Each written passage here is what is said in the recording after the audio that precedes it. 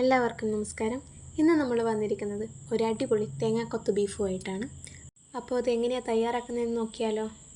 കഴുകി വൃത്തിയാക്കി വെച്ചിരിക്കുന്ന ബീഫ് ഒരു പാത്രത്തിലേക്ക് ഇട്ട് കൊടുക്കുക. ഞാനിവിടെ 1 കിലോ ബീഫാണ് എടുക്കുന്നത്.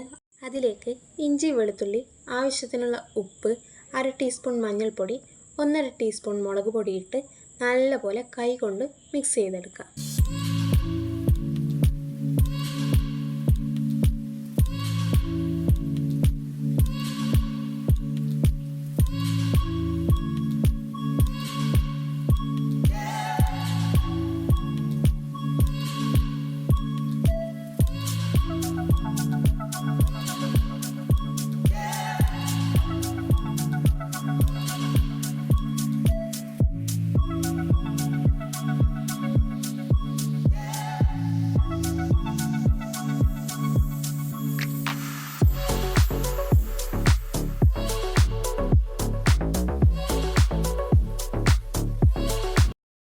ഇനി ബീഫ് വേവാൻ പാകത്തിന് വെള്ളം കൂടി ചേർത്ത് ഗ്യാസിൽ വെച്ച് ലോ ഫ്ലെയിമിൽ 1 വിസിലും ഹൈ ഫ്ലെയിമിൽ 5 വിസിലും എടുത്ത് നമുക്ക് ബീഫ് വേവിച്ചെടുക്കാം.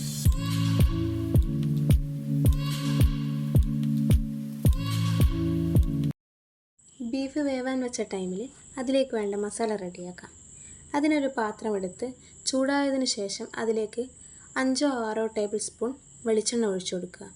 എന്നിട്ട് തേങ്ങാക്കൊത്ത് ബീഫിലെ മെയിൻ താരമായ തേങ്ങാക്കൊത്തിനെയും കൂടി ചേർത്തിട്ട് ഒന്ന് ചൂടാക്കിയെടുക്കുക. ഇപ്പോൾ ബ്രൗൺ കളറായിട്ട് എടുക്കേണ്ട ആവശ്യമില്ല, ഒന്ന് ചെറുതായിട്ടൊന്ന് ചൂടാക്കിയെടുത്തത് മാത്രം മതി. അതിലേക്ക് 1/2 ടീസ്പൂൺ പെരുംജീരകവും കൂടി ചേർത്ത് ഇളക്കിയെടുക്കുക.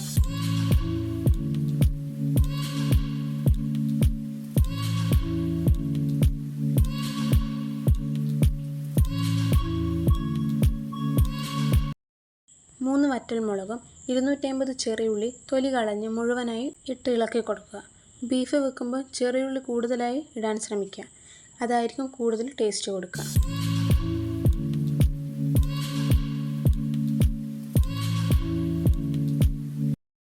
ചെറിയുള്ളി ഈ ഒരു കളറാകുമ്പോൾ 1.5 മീഡിയം സൈസ് വെല്ലുള്ളി നമുക്ക് ഇട്ട് കൊടുക്കാം. ഇനി എല്ലാം കൂടി നല്ലപോലെ ഒന്ന് മിക്സ് ആയതിനു ശേഷം വെല്ലുള്ളി വേഗം വഴന്ന് കിട്ടാൻ കുറച്ച് ഉപ്പും കൂടി ചേർത്ത് കൊടുക്കാം. ഉപ്പിട്ടതിന് ശേഷം നേരത്തെ പോലെ തന്നെ നല്ലപോലെ ഒന്ന് വഴറ്റിയെടുക്കാം.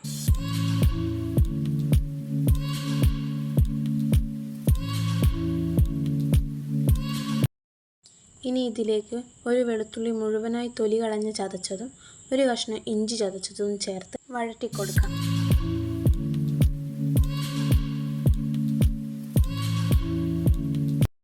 ഇനി എരിവിനാവശ്യമായ മുളക് ഇട്ട് കൊടുക്കുക. ഞാനിവിടെ 3 മുളക് ഇട്ട് കൊടുക്കുന്നത്, നല്ല എരിവുള്ള മുളക് ഇത്. കുറച്ച് കറിവേപ്പിലയും കൂടി ഇട്ടിട്ട് ഒന്നും കൂടി വഴറ്റിയെടുക്കാം.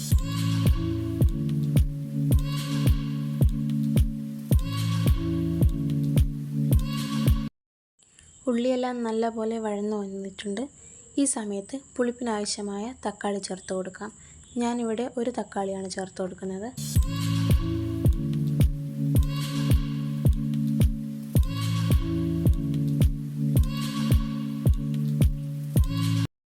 തക്കാളി ഉടഞ്ഞു വരുന്ന ടൈം കൊണ്ട് ബീഫ് വെന്തോ എന്ന് നോക്കാം.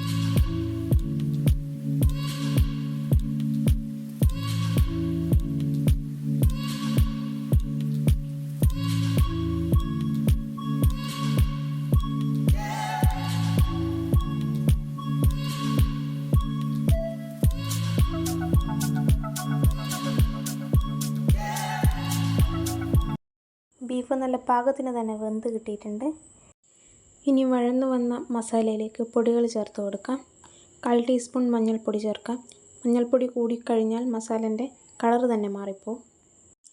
1/2 ടീസ്പൂൺ മുളക് പൊടി, നിങ്ങൾക്ക് എത്രയാണോ എരിവ് ആവശ്യം അതിനനുസരിച്ച് ചേർത്ത് കൊടുത്താൽ മതി. 1/2 ടീസ്പൂൺ ഇറച്ചി മസാല ചേർത്ത് കൊടുക്കാം. 1/2 ടീസ്പൂൺ മല്ലിപ്പൊടി, 1/4 ടീസ്പൂൺ ഗരം മസാലപ്പൊടി.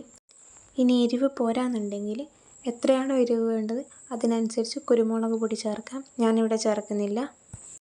അതിനുശേഷം 2-3 മിനിറ്റ് നന്നായി മിക്സ് ചെയ്തെടുക്കാം. മസാലപ്പൊടിയും ബാക്കിയുള്ള സാധനങ്ങളും നന്നായിട്ട് യോജിച്ച് വരണം. 2 മിനിറ്റ് നന്നായി വഴറ്റിയെടുക്കാം.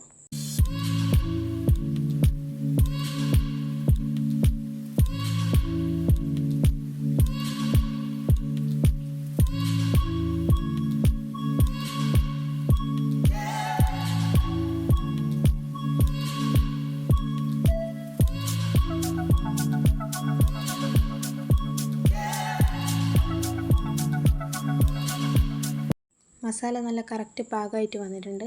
ഇനി അതിലേക്ക് വേവിച്ച് വെച്ച ബീഫ് ഒഴിച്ചു കൊടുക്കാം. എന്നിട്ട് നല്ലപോലെ ഒന്ന് മിക്സ് ചെയ്ത് കൊടുക്കാം.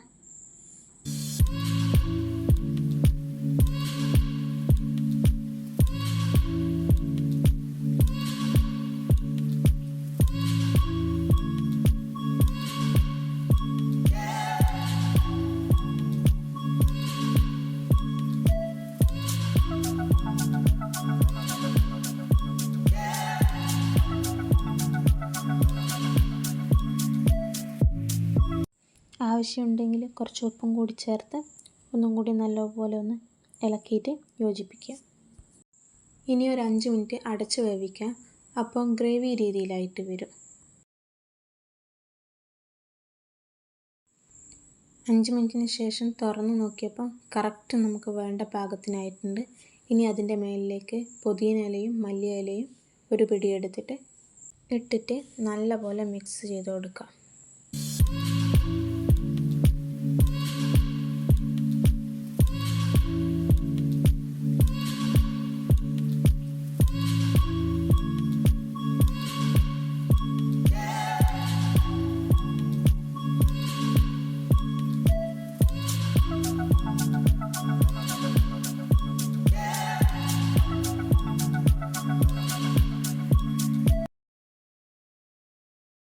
ഇനി തേങ്ങാക്കൊത്ത് വറുത്തിടണം.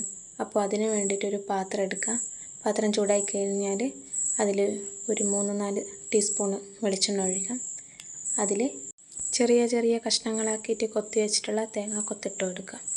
അതൊരു ബ്രൗൺ കളറായി വരുന്നവരെ നമ്മൾ നല്ലോണം ഒന്ന് വഴറ്റി കൊടുക്കുക. ആദ്യം ചെയ്യുമ്പം ബ്രൗൺ കളറായിട്ടില്ല, ഇപ്പം ചെയ്യുമ്പോൾ നല്ലോണം മൂത്ത് വരണം. അപ്പോൾ അതൊരു ബ്രൗൺ കളറാകുന്നവരെ നമുക്ക് വഴറ്റിയെടുക്കുക. ഒരു 5 മിനിറ്റ് മതിയായിരിക്കും, അതിനുള്ളിൽ ബ്രൗൺ കളറായിട്ട് വരും. തേങ്ങാക്കൊത്തിൻ്റെ കളറ് മെല്ലെ ഒരു ബ്രൗൺ കളറായിട്ട് വരുന്നുണ്ട്.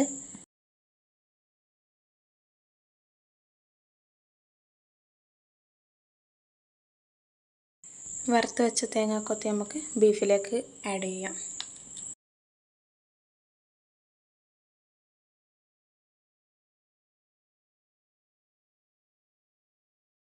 ഇനി തേങ്ങാക്കൊത്തും ബീഫും എല്ലാം ഒന്ന് നല്ലപോലെ ഒന്ന് മിക്സ് ചെയ്തെടുക്കണം. നല്ല രീതിക്ക് തന്നെ ഒന്ന് മിക്സ് ചെയ്തെടുക്കാം. തേങ്ങാക്കൊത്ത് ബീഫ് റെഡി ആയിട്ടുണ്ട്.